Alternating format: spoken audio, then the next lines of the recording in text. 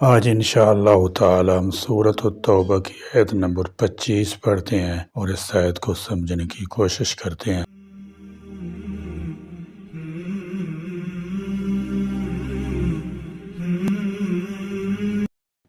اعوذ باللہ من الشیطان الرجیم، بسم اللہ الرحمن الرحیم۔ لقد نصرکم اللہ فی مواطن کثیرۃ ویوم حنین اذ اعجبتکم کثرتکم فلم تغن عنکم شیئا وضاقت علیکم الارض بما رحبت ثم ولیتم مدبرین۔ لقد، البتہ، تحقیق، نصرکم اللہ، اللہ نے تمہاری مدد کی، فی مواطن کثیرۃ، بہت سی جگہوں میں، ویوم حنین، اور حنین کے دن بھی۔ حنین مکہ مکرمہ اور طائف کے درمیان ایک مقام کا نام ہے جو مکہ مکرمہ سے 10 میل سے کچھ زیادہ فاصلے پر واقع ہے۔ رمضان 8 ہجری میں جب مکہ مکرمہ فتح ہوا اور قریش مکہ نے رسول کریم صلی اللہ تعالی وسلم کے سامنے ہتھیار ڈال دیے تو عرب کا ایک بہت بڑا مشہور، بہادر، جنگجو اور مالدار قبیلہ حوازن، جس کی ایک شاخ طائف کے رہنے والے بنو ثقیف بھی تھے، ان میں ہلچل مچ گئی۔ انہوں نے جمع ہو کر یہ کہنا شروع کیا کہ مکہ فتح ہو جانے کے بعد مسلمانوں کو کافی قوت حاصل ہو گئی ہے، اس سے فارغ ہونے کے بعد لازمی ہے کہ ان کا رخ ہماری طرف ہوگا۔ اس لیے دانش مندی کی بات یہ ہے کہ ان کے حملہ آور ہونے سے پہلے ہم خود ان پر حملہ کر دیں۔ اس کام کے لیے قبیلہ حوازن نے اپنی سب شاخوں کو، جو کہ مکہ سے طائف تک پھیلی ہوئی تھیں، جمع کر لیا۔ اس قبیلے کے سب بڑے چھوٹے سبھی جمع ہو گئے۔ اذ، جب کہ، اعجبتکم، تمہیں خوش فہمی میں ڈال دیا تھا، کثرتکم، تمہاری کثرت نے۔ معاملہ یوں نہیں تھا کہ لشکر میں شامل تمام مسلمانوں کو اپنی کثرت پر ناز اور فخر محسوس ہو رہا تھا۔ غزوہ حنین میں مسلمانوں کی تعداد 12,000 تھی، جو اس سے پہلے کبھی کسی غزوہ میں اکٹھی نہیں ہوئی تھی۔ اس میں سے 10,000 مسلمان تو وہ تھے جو فتح مکہ کے وقت حضور اکرم صلی اللہ تعالی وسلم کے ہمراہ تھے، اور 2,000 لوگ مکہ سے شامل ہوئے تھے۔ مکہ سے شامل ہونے والوں میں اکثریت ان 9 مسلموں کی تھی جو مکہ فتح ہو جانے کے بعد ایمان لائے تھے۔ یہ بھی ممکن ہے کہ ان میں سے کچھ مشرک بھی ہوں جو اب مسلمانوں کی رعایا ہونے کی باعث معاونین اور خادمین کی حیثیت سے لشکر میں شامل ہو گئے ہوں۔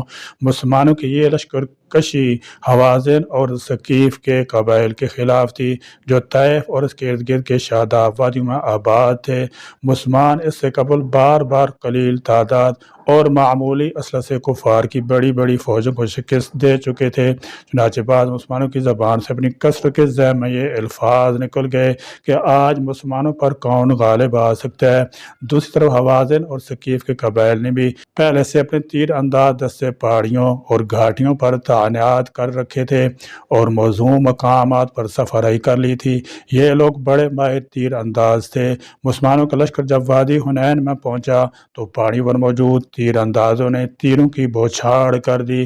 لشکر نشیب میں تھا، تیر بلندی سے آ رہے تھے اور دونوں طرف سے آ رہے تھے۔ اس سے لشکر میں بگڈر مچ گئی اور 12,000 کا لشکر جرار تتر بتر ہو گیا۔ جب ہر اول دستے سے لوگ اضطراری کیفیت میں پلٹ کر بھاگے تو ریلے کی صورت میں بہت سے دوسرے لوگوں کو بھی اپنے ساتھ دھکیلتے چلے گئے۔ بعض روایات میں آتا ہے کہ رسول اللہ صلی اللہ تعالی وسلم کے ساتھ صرف 30 یا 40 آدمی رہ گئے تھے۔ علامہ شبلی نعمانی رحمۃ اللہ تعالی علیہ نے سیرت النبی صلی اللہ تعالی وسلم میں یہی لکھا ہے کہ 30 یا 40 آدمی رہ گئے تھے، لیکن سید سلیمان ندوی رحمۃ اللہ تعالی علیہ نے بعد میں اپنے استاد کی رائے پر اختلافی نوٹ لکھا۔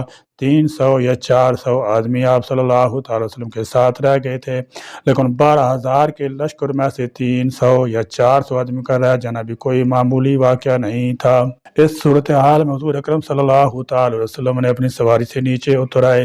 آپ صلی اللہ تعالی وسلم نے علم خود اپنے ہاتھ میں لیا اور بآواز بلند پڑھا، انا النبی کذب انا ابن عبد المطلب، میں نبی ہوں، اس میں کوئی شک نہیں، یعنی میں یقیناً نبی ہوں، چاہے یہ 12,000 لوگ میرا ساتھ دیں تب بھی، اور اگر کوئی بھی ساتھ نہ دے تب بھی، اور میں عبد المطلب کا بیٹا ہوں، یعنی میں عبد المطلب کا پوتا، میدان جنگ میں بنفس نفیس موجود ہوں۔ پھر آپ صلی اللہ تعالی علیہ وسلم لوگوں کو پکارا، الیہ یا عباد اللہ، اللہ کے بندو میری طرف ہو۔ اس کے بعد آپ صلی اللہ تعالی وسلم نے قریبی موجود اپنے چچا عباس رضی اللہ تعالیٰ عنہ کو، جن کی آواز کافی بلند تھی، حکم دیا کہ انصار مہاجرین کو پکاریں۔ انہوں نے بلند آواز سے پکارا، اصحاب بدر کہاں ہو، اصحاب شجرہ بیت رضوان والوں کہاں ہو۔ اس پر لوگ رسول اللہ صلی اللہ تعالی علیہ وسلم کی طرف پلٹنا شروع ہوئے اور لشکر پھر سے اکٹھا ہوا۔ اس کے بعد ایک بھرپور جنگ لڑنے کے بعد مسلمانوں کو فتح حاصل ہوئی۔ فلم چنانچہ نہ تغنی وہ کام آئی عنکم تمہارے شیئن کچھ بھی، وضاقت اور تنگ ہو گئی علیکم تم پر، الارض زمین، بما رحبت باوجود فراخی کے، ثم پھر تم لوٹے مدبرین پیٹھ پھیرتے ہوئے۔ رسول کریم صلی اللہ تعالی وسلم کو مکہ مکرمہ میں ان کے خطرناک عزائم کی اطلاع ملی تو آپ صلی اللہ تعالی وسلم نے ان کے مقابلہ پر جانے کا عزم فرما لیا۔ مکہ مکرمہ پر حضرت بن اسید کو امیر بنایا اور حضرت معاذ بن جبل کو ان کے ساتھ لوگوں کو اسلامی تعلیمات سکھانے کے لیے چھوڑا۔ امام ظاہری کی روایت کے مطابق حضرت صلی اللہ تعالی وسلم 14,000 صحابہ کرام رضی اللہ تعالیٰ کا لشکر لے کر اس جہاد کی طرف متوجہ ہوئے، جن میں 12,000 انصار مدینہ تھے جو فتح مکہ کے لیے آپ کے ساتھ آئے تھے، اور 2,000 وہ مسلمان تھے جو مکہ اور اطراف مکہ کے لوگوں میں سے بوقت فتح مکہ میں مسلمان ہو گئے تھے، جن کو طلقاء کہا جاتا ہے۔ شوال کی 6 تاریخ ہفتہ کے دن آپ اس غزوہ کے لیے نکلے۔ یہ 14,000 مجاہدین کا لشکر تو جہاد کے لیے نکلا، اس کے ساتھ مکہ کے بے شمار لوگ مرد اور تماشائی بن کر نکلے، جن کے دل میں عموماً یہ تھا کہ اگر اس موقع پر مسلمانوں کو شکست ہو تو ہمیں بھی اپنا انتقام لینے کا موقع ملے گا، اور یہ کامیاب ہوں تو بھی ہمارا کوئی نقصان نہیں۔ اس قسم کے لوگوں میں ایک شیبہ بن عثمان بھی تھے، جنہوں نے بعد مسلمان ہو کر خود اپنا واقعہ بیان کیا کہ غزوہ بدر میرا باپ حضرت حمزہ کے ہاتھ سے اور چچا علی کرم اللہ وجہ کے ہاتھ سے مارا گیا تھا، جس کا جوش انتقام اور انتہائی غیظ میرے دل میں تھا۔ میں اس موقع کو غنیمت جان کر مسلمانوں کے ساتھ ہو لیا کہ جب کہیں موقع پاؤں رسول کریم صلی اللہ تعالی وسلم پر حملہ کر دوں۔ میں ان کے ساتھ ہو کر ہر وقت موقع کی تلاش میں رہا، یہاں تک کہ اس جہاد کے ابتدائی وقت میں جب کچھ مسلمان کے پاؤں اکھڑ گئے اور وہ بھاگنے لگے تو میں موقع پر حضور اکرم صلی اللہ تعالی وسلم قریب پہنچا، مگر دیکھا کہ دائیں طرف حضرت عباس آپ کی حفاظت کر رہے ہیں اور بائیں طرف ابو سفیان ابن حارث، اس لیے میں پیچھے کی طرف پہنچ کر ارادہ ہی کر رہا تھا کہ یک بارگی تلوار سے آپ کے پر حملہ کروں گا۔ یکا یک آپ کی نظر مجھ پر پڑی اور آپ نے مجھے آواز دی کہ شیبہ یہاں آؤ، اور اپنے قریب بلا کر 10 مبارک میرے سینے پر رکھ دیا اور دعا کی، یا اللہ اس شیطان کو دور کر دے۔ اب جو میں نظر اٹھاتا ہوں تو حضرت صلی اللہ تعالی وسلم میرے دل میں اپنے آنکھ، کان اور جان سے بھی زیادہ محبوب ہو جاتے ہیں۔ حضرت صلی اللہ تعالی وسلم نے مجھے حکم دیا کہ جاؤ کفار کا مقابلہ کرو۔ اب میرا یہ حال تھا کہ میں اپنی جان آپ صلی اللہ تعالی وسلم پر قربان کر رہا تھا اور بڑی بے جگری کے ساتھ دشمن کا مقابلہ کیا۔ جب حضرت صلی اللہ تعالی وسلم اس جہاد سے واپس آئے تو میں خدمت حاضر ہوا۔ آپ نے میرے دل کے تمام خیالات کی نشاندہی کر دی کہ تم مکہ سے اس نیت پر چلے تھے اور میرے گرد میرے قتل کے لیے گھوم رہے تھے، مگر اللہ تعالیٰ کا ارادہ تم سے نیک کام لینے کا تھا جو ہو کر رہا۔ اسی طرح کا واقعہ نضر بن حارث کو پیش آیا کہ وہ بھی اس نیت سے حنین کے تھے۔ وہاں پہنچ کر اللہ تعالیٰ نے ان کے دل میں رسول کریم صلی اللہ تعالی علیہ وسلم کی معصومیت اور محبت ڈال دی اور ایک مرد مجاہد بن کر دشمنوں کی صفوں سے ٹکرا گئے۔ اس سفر میں ابو بردہ بن نیاز کو یہ واقعہ پیش آیا کہ مقام اوتاس پر پہنچ کر دیکھا کہ رسول اللہ صلی اللہ تعالی وسلم ایک درخت کے نیچے تشریف رکھتے تھے اور ایک اور شخص آپ کے پاس بیٹھا تھا۔ آپ نے ذکر فرمایا کہ میں سو گیا تھا، یہ شخص آیا اور میری تلوار اپنے قبضہ میں لے کر میرے سر پر کھڑا ہو گیا اور کہنے لگا کہ اے محمد، آپ بتلاؤ تمہیں کون میرے ہاتھ سے بچا سکتا ہے؟ میں نے جواب دیا کہ اللہ بچا سکتا ہے۔ یہ سن کر تلوار اس کے ہاتھ سے گر گئی ابو بردہ نے عرض کیا یا رسول اللہ اجازت دیجیے کہ میں دشمن خدا کی گردن مار دوں، یہ دشمن قوم کا جاسوس معلوم ہوتا ہے۔ حضرت صلی اللہ تعالی وسلم فرمایا ابو بردہ یہ خاموش رہو، اللہ تعالیٰ میری حفاظت کرنے والا ہے جب تک میرا دین سارے دینوں پر غالب نہ آ جائے۔ اور آپ صلی اللہ تعالی وسلم نے اس شخص کو کوئی ملامت بھی نہ فرمائی اور آزاد چھوڑ دیا۔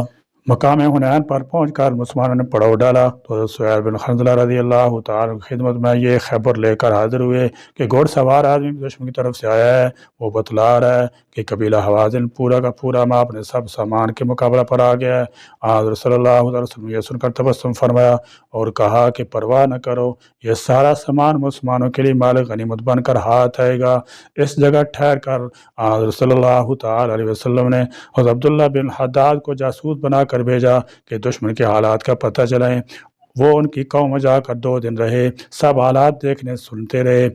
ان کے لیڈر کمانڈر مالک بن عوف کو دیکھا کہ وہ اپنے لوگوں سے کہہ رہا ہے کہ محمد کو اب تک کسی بہادر تجربہ کار قوم سے سابقہ نہیں پڑا، مکہ کے بھولے بھالے قریشیوں کا مقابلہ کر کے انہیں اپنی طاقت کا ذہن ہو گیا ہے۔ اب ان کو پتہ لگے گا کہ تم سب لوگ صبح ہوتے ہی اس طرف صف بندی کرو کہ ہر ایک کے پیچھے اس کی بیوی بچے مال ہو، اور اپنی تلواروں کی میانوں کو توڑ ڈالو اور سب مل کر یک بارگی ہلہ بولو۔ یہ لوگ جنگ کے بڑے تجربہ کار تھے، اپنی فوج کے چند دستوں کو مختلف گھاٹیوں میں چھپا دیا تھا۔ اس طرح کفار کے لشکر کی یہ تیاریاں تھیں۔